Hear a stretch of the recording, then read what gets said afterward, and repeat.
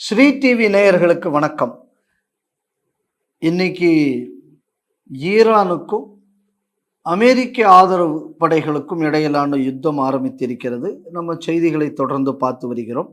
காரணமாக அமெரிக்கா சொல்லக்கூடியது என்ன அப்படின்னா, ஈரான் கையில் நியூக்ளியர் வெப்பன்ஸை வைத்து கொள்ளக்கூடாது, அதனால தான் நாங்கள் சரி அப்படி சொல்லக்கூடிய அமெரிக்காவும் கையில் நியூக்ளியர் வெப்பன்ஸ் வச்சுருக்கேன், அதனால அமெரிக்காவுக்கு ஒரு நியாயம், வேற நாடுகளுக்கு ஒரு நியாயமா அப்படிங்கக்கூடியது ஒரு நியாயமான கேள்வி. அதே நேரத்தில் ஈரான் கையில் இருந்தாச்சுன்னா அவன் ஏற்கனவே மத அடிப்படைவாதத்தை வைத்து நாங்கள் இதை பயன்படுத்துவோம்னு சொல்லக்கூடியது உண்மைக்குமே பாதிப்பு தான்.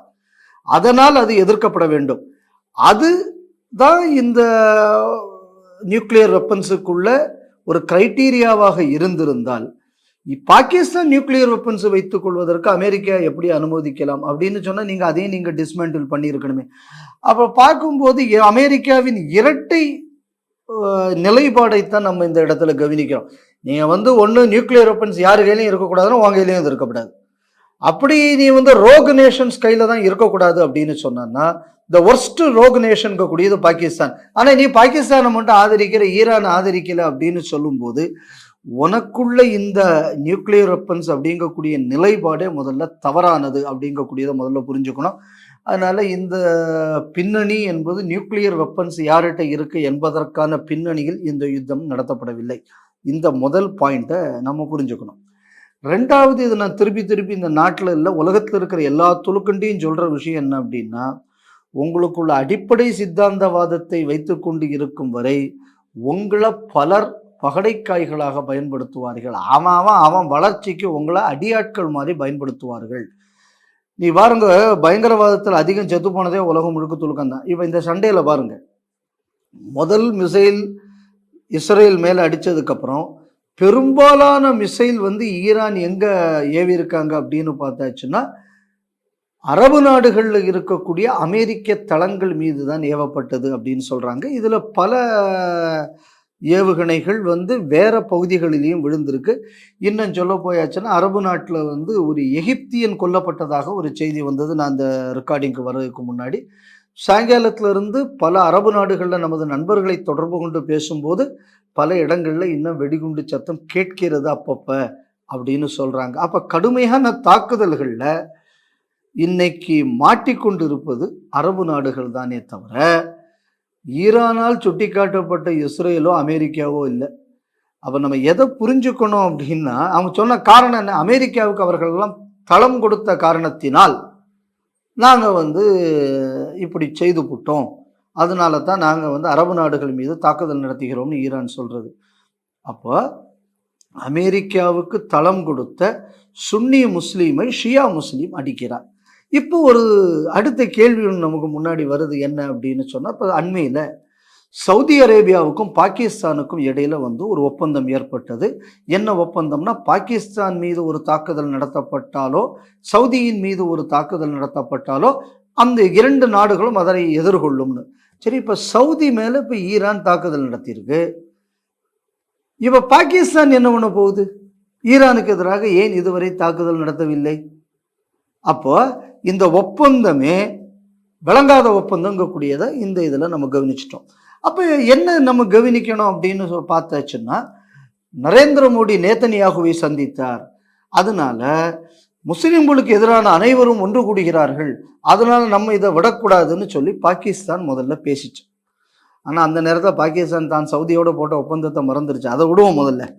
சரி, இப்போ முஸ்லீம் நாடுகளுக்கு எதிராக நரேந்திர மோடி இவர்களும் செயல்படுகிறார்கள்னா, இப்போ ஈரான் அடிக்கக்கூடியது யார? அரபு முஸ்லீம் நாடுகளை. அரபு முஸ்லீம் நாடுகள்ல இருந்து தான் ஈரானுக்குள்ளும் தாக்குதல் நடந்து கொண்டிருக்கிறது. அப்போ உலக அரசியலை மதத்தின் அடிப்படையில் மதவாத அரசியலாக மாற்றக்கூடிய முயற்சியை பாகிஸ்தான் செய்துதான் வருகிறது. ஆனால் அதில் தோல்வியும் அடைந்து வருகிறதுங்கிறதுக்கு இது ஒரு உதாரணம்.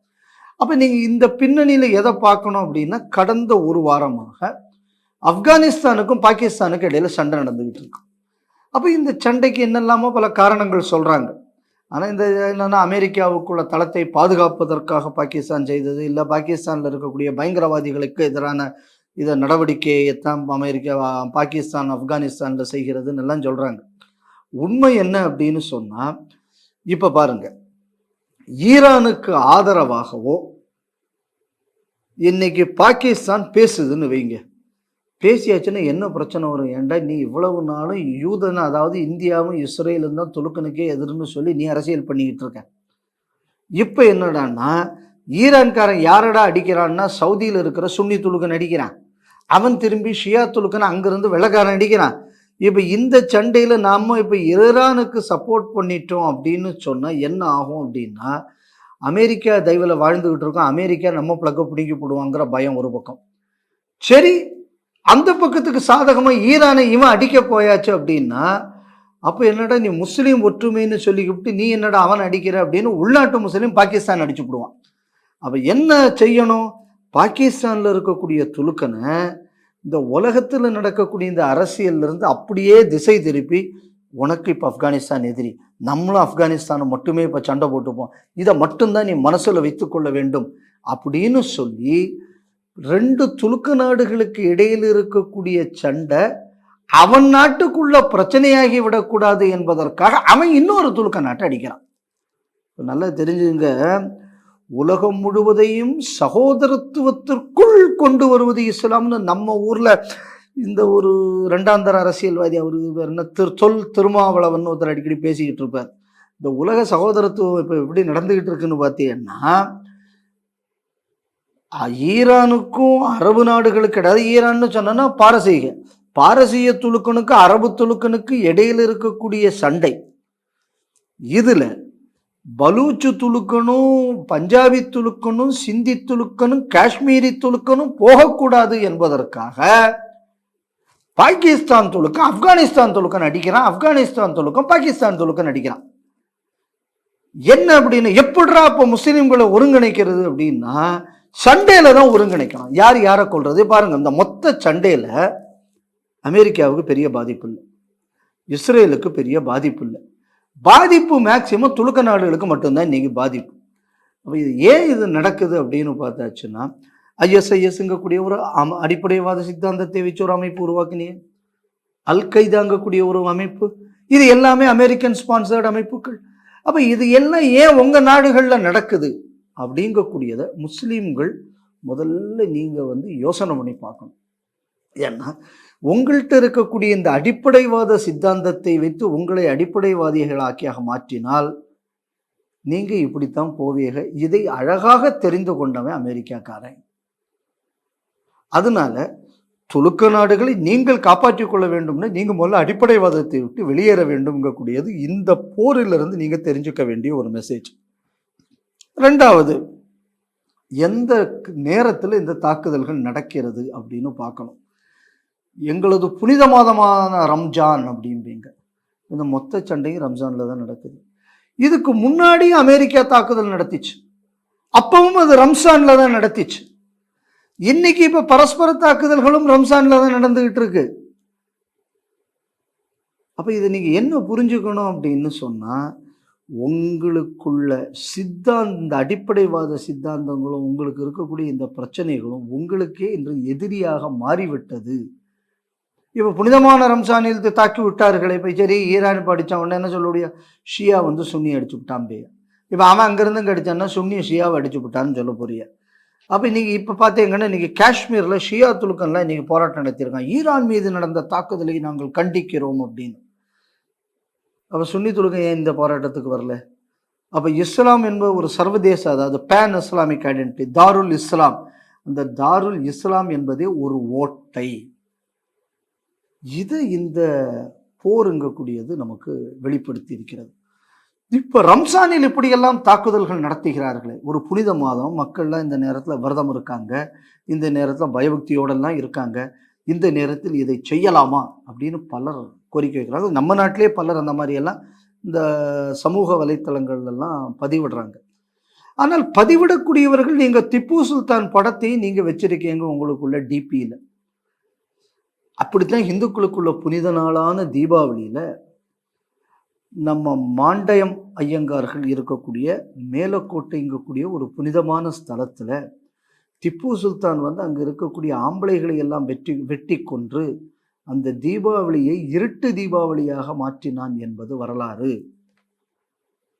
அப்போ புனிதமானதமான ரம்சானில் தாக்குதல் நடத்துவது தவறு என்று சொன்னால், இன்னொரு சமுதாயத்தினருக்குள்ள ஒரு புனித நாள்ல அந்த ஊரையே அழிச்சு, இன்னைக்கு வர மாண்டை மையங்கார்கள் வீடுகளில் இன்னைக்கு வர தீபாவளி கொண்டாட்டம் கிடையாது. ஏன்னா அன்னைக்கு ஒட்டுமொத்த ஊரை அழித்ததுனால்.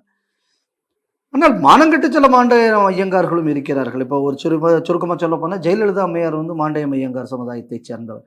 ஆனால் திப்பு ஹைதர் மணிமண்டபத்துக்கு அந்த அம்மா 2 கோடி ரூபா ஒதுக்கிச்சு. ஓட்டுக்காக எதை வேண்டுமென்றாலும் விற்பவர்கள் அப்படிங்கக்கூடிய கேட்டகரியில். அப்போ ஹிந்துக்களுக்கும் இது ஒரு பாடம். அதே நேரத்தில் இப்போ வந்து ரம்ஜானுக்கு நேரத்தில் தாக்குதல் நடத்தலாமா அப்படின்னு பேசக்கூடியவர்கள், இனிமேல் நீங்கள் திப்பு சுல்தான் ஹைதர் அலியை வந்து நீங்கள் வந்து புகழ்ந்து பேசாதீர்கள். எப்படி ஒரு புனிதமான நாளில் இந்த மாதிரியான விஷயங்களை செய்யலாம்ங்கக்கூடிய லாஜிக் அங்கே அப்ளை ஆகும்னா அந்த லாஜிக் இங்கேயும் அப்ளை ஆகணும். அதனால் இப்போ இந்த போரில் நீங்கள் பார்த்தீங்க அப்படின்னு சொன்னால், நான் முதல்ல சொன்ன மாதிரி காரணம் இல்லாத ஒரு சண்டை. ஆனால் இது வேறு பல அரசியல் காரணங்களுக்காக நிகழ்கிறது. இப்போ இந்த போரின் முடிவில் என்ன ஆகும்? இப்போ ஏற்கனவே நம்ம பார்த்தோம் அப்படின்னா, ஈராக்கை ஒட்டின சிரியா பார்டரில் இருந்து அமெரிக்க படைகள் கொஞ்சம் ஒரு 1000 பேர் கிட்ட இருந்தாங்க. அவங்களெல்லாம் விட்ரா பண்ணியாச்சு. இப்போ மறுபடியும் இந்த போரை வைத்து பார்த்தையா, யூதனும் கிறிஸ்தவனும் சேர்ந்து துலுக்கனெல்லாம் அடித்து விரட்டி போட்டான்னு சொல்லி மீண்டும் பல இடங்களில் இனிமேல் அடிப்படைவாத இஸ்லாமிய பயங்கரவாத அமைப்புகள் மீண்டும் துளிர்விட தொடங்கும். துளிர் விட்டு அவன் இனி அங்கங்கே குண்டு வைக்க தொடங்குவான். அவன் குண்டு வைக்க தொடங்கின உடனே மத்தியஸ்தம் பண்ண வரோம்னு சொல்லி மீண்டும் மேற்கத்திய நாடுகள் அங்கே வந்து தலையிடும். அப்போது அடுத்த பயங்கரவாதத்திற்கான அச்சாரமாகவும் இந்த போர் என்பது பார்க்கப்பட வேண்டும். ஏதோ ட்ரம்ப் ஏதோ அது லூஸுங்கிறதுல மாற்று கருத்து இல்லை, ஏதோ லூஸு மாதிரி சொன்னார் அதனால் சண்டை நடந்ததுங்கிறது அல்ல. இப்போ இதை காரணம் காட்டி இப்போ நம்ம நாடு இந்த மாதிரியான நாடுகளில் பார்த்தியாயா, உலகத்தில் எல்லாவனும் துலுக்கனை தான் அடிக்கிறான், அதனால் பாரு நீ தான் உம்மாவை பாதுகாக்கணும்னு சொல்லி பல இளைஞர்களை பயங்கரவாதத்திற்குள் ஈடுபடுத்துவதற்கு இது ஒரு காரணமாகும். இதே மாதிரி நீங்கள் இப்போ வந்து சிரியா, லிபியா இந்த மாதிரி பல நாடுகளில் என்ன பிரச்சனை வரும் அப்படின்னு சொன்னால், இப்போ ஈரான் வலுவிழந்து போகுது அப்படின்னு பார்த்தாச்சுன்னா, அந்த நாட்டில் இருக்கக்கூடிய ஷியா முஸ்லீம்கள் மீது சுன்னி முஸ்லீம்கள் தாக்குதல்களை அதிகம் நடத்துவார்கள். அப்போ வந்து கவுண்டர் இன்சர்ஜென்சி நடக்கும். அப்போ மீண்டும் அரபு நாடுகள் முழுவதும் ஒரு சட்டம் ஒழுங்கு கெட்டு போய் ஒரு ஸ்திரமற்ற ஒரு நிலை ஏற்படும். இந்த ஒரு நிலைக்கான அச்சாரமாக நான் இந்த போரை பார்க்குறேன். அதனால தான் திருப்பி நான் அன்றைக்கி சொன்னேன், நரேந்திர மோடி அவர்கள் இஸ்ரேலுக்கு போயிட்டு வந்த நேரத்தில் எந்த துலுக்க நாடும் அதை கண்டிக்கவில்லை. பாகிஸ்தானை நான் நினைக்கல ஒரு துலுக்க நாடுன்னா, அது ஒரு ரோக் ஸ்டேட். அப்போ என்ன ஒரு விஷயம் நம்ம கவனிக்கணும் அப்படின்னா, இந்தியாவும் இஸ்ரேலுடன் நட்பில் இருக்கிறது, ரஷ்யாவுடன் நட்பில் இருக்கிறது, யுக்ரைனுடன் நட்பில் இருக்கிறது, அரபு தேசங்களுடன் நட்பில் இருக்கிறது. ஆனால் சகோதரத்துவத்தையும் வளத்தையும் பாரதம் ஏற்படுத்தி அந்த நாட்டில் ஒரு ஆளுமையை செலுத்துகிறது. That is soft power. ஆனால் அமெரிக்கா மாதிரியான கிறிஸ்தவ நாடுகள், சில இஸ்லாமிய நாடுகள் அடிப்படைவாதத்தை மையமாக கொண்டு, துவேஷத்தை முதலாக கொண்டு உலகத்தின் டாப் பொசிஷனுக்கு வரலாம் என்று முயற்சி செய்கிறார்கள். இதுதான் பாரத பண்பாட்டுக்கும் வேற நாட்டுக்குள்ள பண்பாட்டுக்கும் வித்தியாசம். அதனால தான் நம்ம சொல்றோம் பாரதம் உலகின் குருவாக வேண்டும். அப்படி வந்தாச்சுன்னா தான் அமைதி நிலவும். இப்போ இந்த மாதிரியான ஒரு சண்டைகள் இப்போ எல்லா இடத்துலையும் நாச நட்டங்கள் வந்தாச்சு அப்படின்னா, ஒரு பெரிய குடிமக்கள் வெளியேற தொடங்குவாங்க.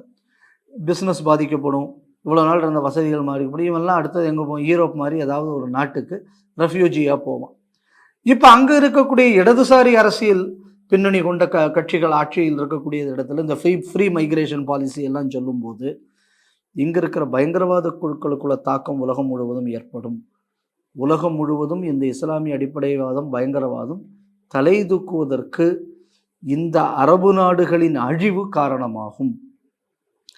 இந்த ஒரு சூட்சமத்தை நம்ம புரிஞ்சுக்கணும். இன்னைக்கு ஒரு ஷார்ட் டேர்ம் லாபத்துக்காக ட்ரம்ப் எடுக்கக்கூடிய இந்த வேலை வருங்காலங்களில் அகில உலக இஸ்லாமிய பயங்கரவாதத்தை ஊக்குவிக்கக்கூடிய ஒரு விஷயமாக தெரிகிறது. 2வது நமக்கு மாற்றுக்கிறது கிடையாது. ஈரான் கையில எக்காரணம் கொண்டு நியூக்ளியர் வெப்பன்ஸ் இருக்கக்கூடாது என்பதில் நமக்கு எந்த மாற்று கருத்தும் கிடையாது. அதை நம்ம எப்படியும் தடுத்து தான் ஆகணுங்கிறது உண்மை. ஆனால் அதுதான் இந்த போருக்கு காரணம் என்பதைத்தான் நம்மால் ஏற்றுக்கொள்ள முடியவில்லை. ஏன்னா அப்படி ஈரான் ஒரு ரோக் ஸ்டேட்னா அதையும் கூட த மோஸ்ட் ரோகஸ்ட் நேஷன்னா பாகிஸ்தான். அந்த பாகிஸ்தானில் இருக்கக்கூடிய நியூக்ளியர் இதை பாதுகாப்பதே அமெரிக்கா அப்படின்னு சொன்னா it is a pure double standard. அதனால இந்த போர் ஏதோ அந்த ஒரு ரீஜனல் கான்ஃப்ளிக்ட் மட்டும் இல்லை, சர்வதேச இஸ்லாமிய பயங்கரவாதத்திற்கு ஊக்கம் கொடுக்கக்கூடிய ஒரு காரணியாக அமையும் என்பதில் எந்த மாற்று கருத்தும் இல்லை.